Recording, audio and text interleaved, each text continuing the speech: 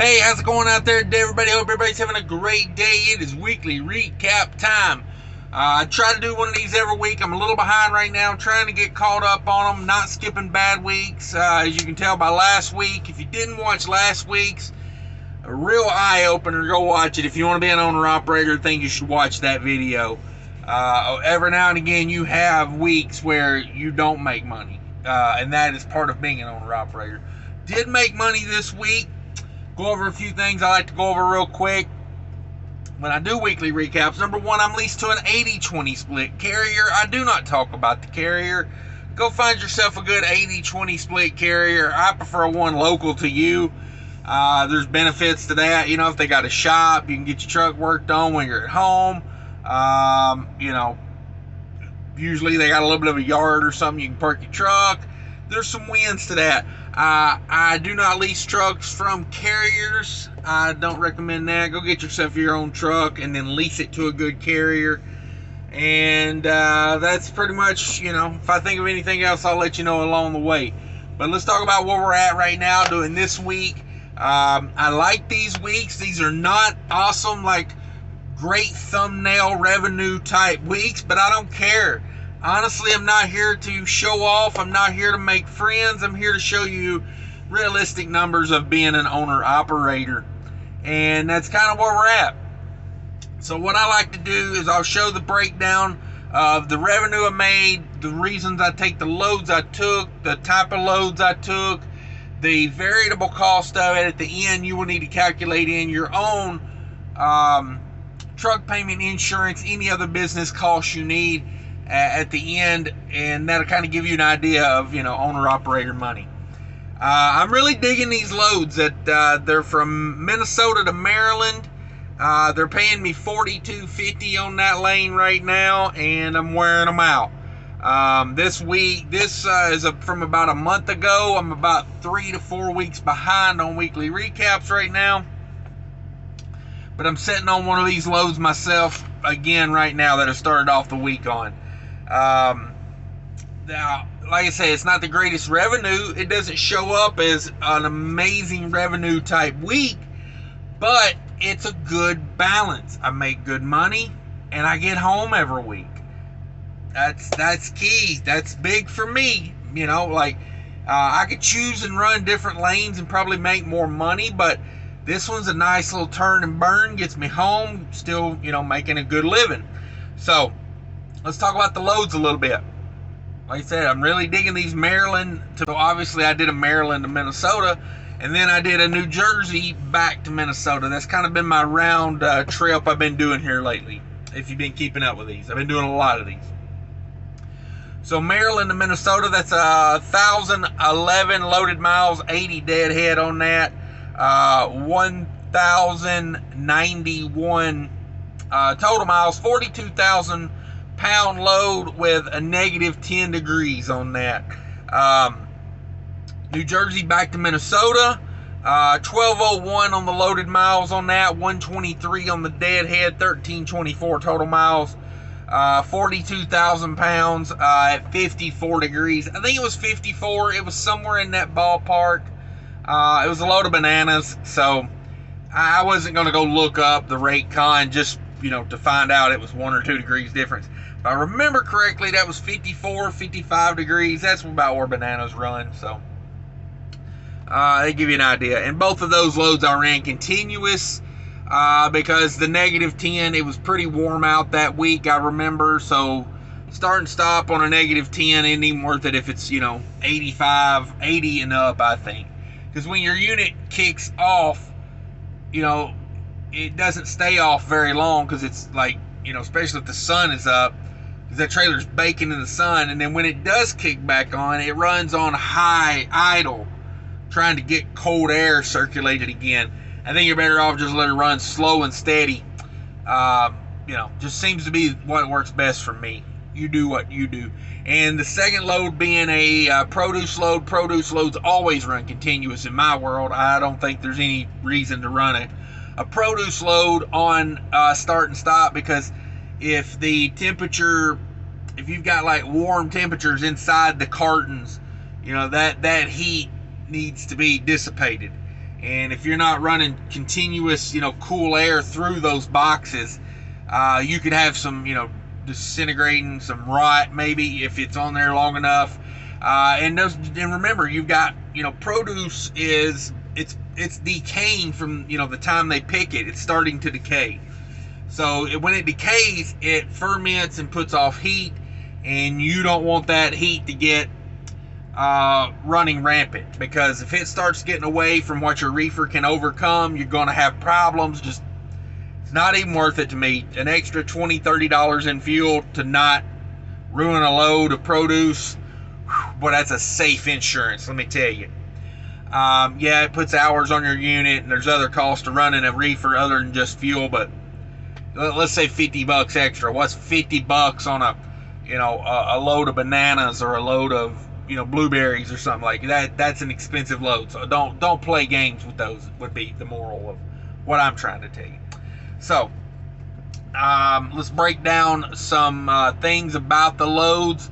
Like I said, I've been running a lot of those Marylands. The New Jersey, I take what I can get coming back. That lane's actually paying pretty good.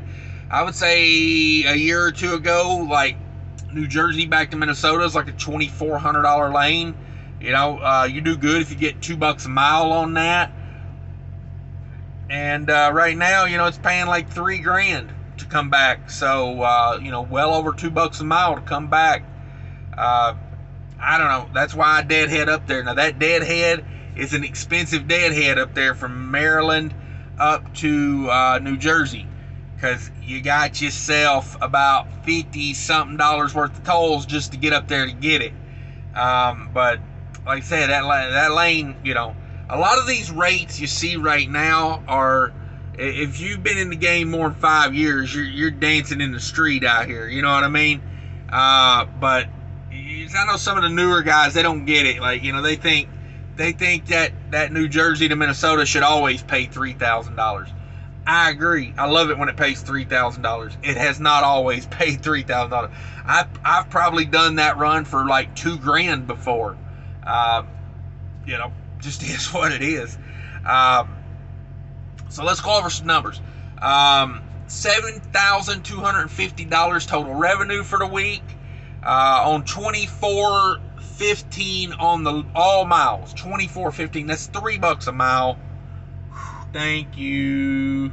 $3 a mile, man. I'm making really good money at $3 a mile. Some quick math for you. 80-20 split. $3 a mile is what is that?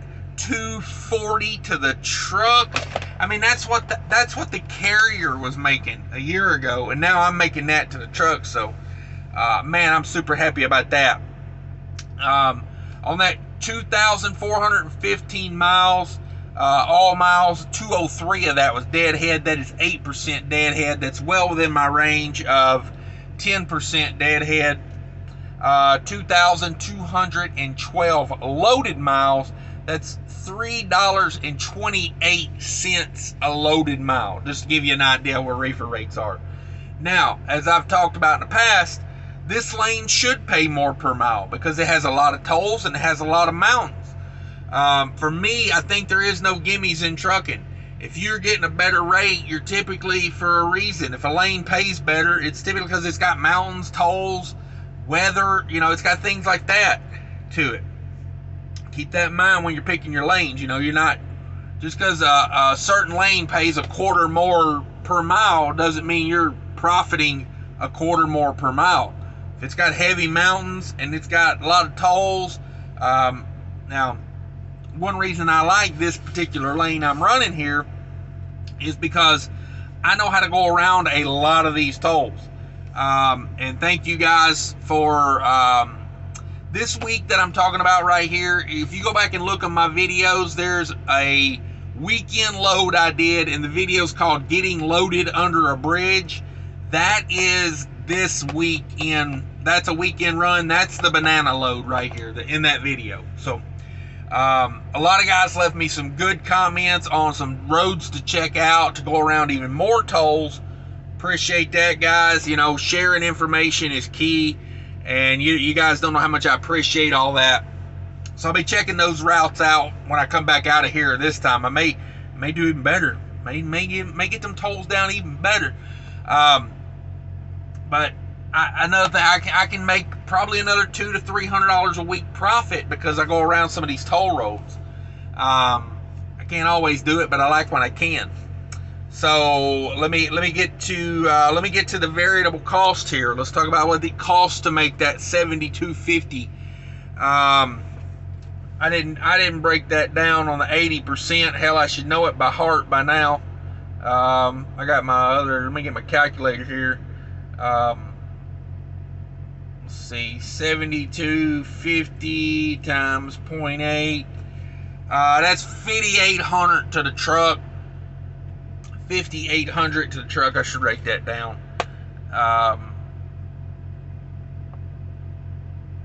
So 5,800 to the truck with the 80%. Variable cost. Diesel, I spent $12.37 in diesel, and this is what I spent. This is not what I used. So that's a big number for diesel, but I may have ended up starting the week off with a lower tank and ended with more fuel. You know, like I say, it's what I used, not what it's what I bought, not what I used. Excuse me. So diesel, $12.37 in diesel, $1.55 in reefer fuel for the week, $53 in def for the week, $25 in scales. I scaled both of these loads. And tolls, that's really where I crushed it, because I would have had like $500 worth of tolls if I'd have just went the way the GPS told me to go on these.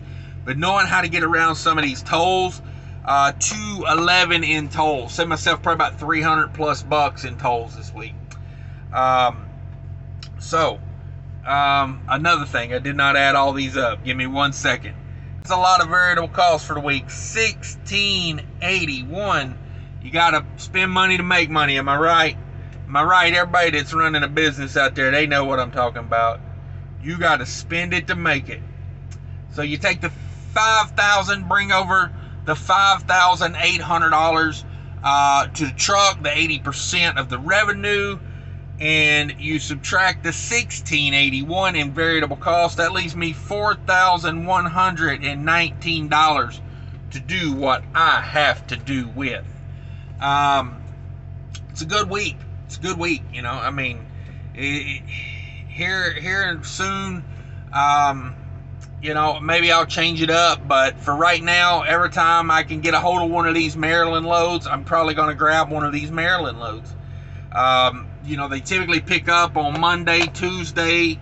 Let's see, I think we get on Monday, Tuesday, and Thursday or Friday. I think it's Thursday. I'm not crazy about the Thursday because it's kind of stretched out. But the Monday, Tuesdays, I like those because they deliver 2 days. So you pick them up at noon on like Monday. It delivers Wednesday in the AM. So I can still get reloaded on Wednesday, turn it, burn it back to the house. That's one thing I didn't talk about for this week, actually. $72.50 in revenue. That's like a 5.5 day week I'm talking about here. You know, this isn't like I ran hard for 7 days. I did run hard for like 5 days, but that's it. You know, basically I got loaded on a Monday around noon. I get emptied on Saturday morning, early Saturday morning. If I'm not mistaken, I had like a 5 a.m. appointment or 3 a.m. appointment or something like that. Maybe a 1 a.m. I don't remember. I know it was super early because I got home. I went and took a nap. Like, I was so tired I couldn't even drive home.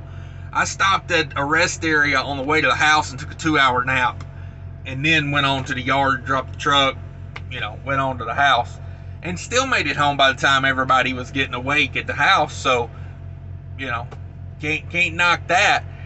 But yeah, so I was home Saturday morning, you know, got loaded on Monday, got home on Saturday. It's almost a 48-hour period you can be off. This one was probably more than 48 just because the backhaul delivered so early in the morning. For me, that's winning. I don't care what anybody says. If I can make that kind of money in a 5.5 day work week, and you know, I can be home on Sunday with the family every week, sign me up, you know. But that's the weekly recap, guys. Thanks for watching. Thanks for tolerating me being so far behind. I'll get it caught up eventually. I need to start doing like one every 3 or 4 days if I'm ever going to get caught up. But, you know, I was on vacation last week and I really don't care. I'll be honest with you. I mean, I get them out when I can, but, you know, vacation is vacation. I'm not doing weekly recaps on vacation. Thanks for watching, everybody. Check out the description down below. There's a few things there I'd like to tell everybody about real quick. If you stuck with me this far, give me a thumbs up. If you haven't subscribed to the channel and you're thinking about becoming an owner-operator, you want to learn more about it, be sure to hit that subscribe, ring that bell. But back to that description down there. Mudflap. Sign up with Mudflap. Use my promo code. Get $10 in free fuel. Gets me $10 in free fuel. Saves a lot on fuel. I bought one of my fill-ups on this week was at Truck World in North Jackson. I bought reefer fuel in Perrysburg, Ohio. I think that's where, no, Lake Station. I stopped at Lake Station. That's where that was. Stom got reefer fuel in Lake Station, Indiana. So, you know, I use it. I pepper it in. It really helps fill in the gaps. Check out my Twitter. I do a little stuff on Twitter. I don't know. Is Twitter even a thing anymore? I think the kids have moved on. And what else is down there? My other channel, Trucking with Diabetes. If you want to learn about, I'm not really trying to teach anything over there. I'm trying to build a community over there because I need to be held accountable, and that's why I started that channel, to hold myself accountable to stop eating processed junk food. So if you would like to help me in that journey and, you know, us share information and help each other over there, come join me over there at Trucking with Diabetes. And until later, guys, take care of each other. I appreciate everybody watching. Bye.